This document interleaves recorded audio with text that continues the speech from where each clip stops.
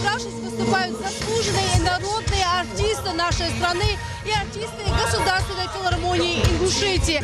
Этот праздничный концерт – подарок главы республики Махмуда Али Калиматова и основателя благотворительного фонда «Сафмар» Микаила Гуцериева нашим прекрасным женщинам. Прекрасные, красивые, нежные, такие очаровательные женщины. Сегодня все слова, добрые пожелания, комплименты адресованы именно им. Для них читают стихи, им поют песни. Свои лучшие композиции для прекрасной половины человечества исполняют народные и заслуженные артисты российской и кавказской эстрады, среди которых любимец публики, обладатель первого места в известном конкурсе Евровидения Дима Билан.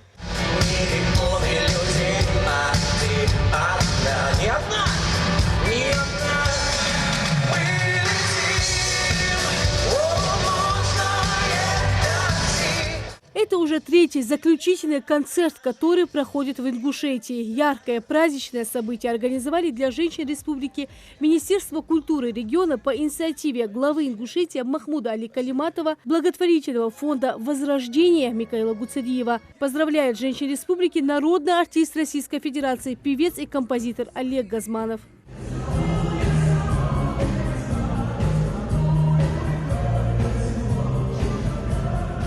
Для меня сегодня очень большая ответственность и большая радость, потому что я вообще вот почему-то думаю, что у меня про Исаул и про эскадроны песни, да, они такие жесткие, мужские, но у меня про женщин еще больше песен.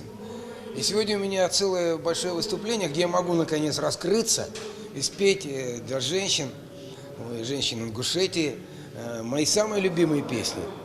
Вот, в том числе, кстати, у меня есть песня про женщин. «Мама единственная», «Надежда умирает последней», «Дочь» у меня есть песня. То есть у меня есть еще 20 песен, которые я могу спеть. Желаю всем счастья, удачи, чтобы ваши женщины засыпали, улыбаясь завтрашнему дню, проживали много жизней глазами своих детей и были счастливы. Накануне в Ингушетии прошли еще два концерта. Для публики успели выступить звезды российской и кавказской эстрады. Женщин региона поздравляет и председатель правительства Ингушетии Владимир Сластенин. Я от имени главы республики Калиматова Махмуда Али Макшарича поздравляю всех женщин республики с праздником. Как он часто говорит, в нашей жизни женщины самое главное. Это наши мамы, это наши сестры, это наши дети. Поэтому мира над головой, счастья, любви, конечно, уже весна. Ну и, конечно, огромные слова благодарности нашему земляку и меценату Гуцериеву Михаилу Сфарбековичу, который устроил практически для всех женщин республики такой замечательный праздник. После каждого из организованных концертов зрительницы получили праздничные подарки. Такой сюрприз подготовил благотворительный фонд «Возрождение», основанный Микаилом Гуцериевым. Рина Цычоева, Султан Магушков, Магаз 24.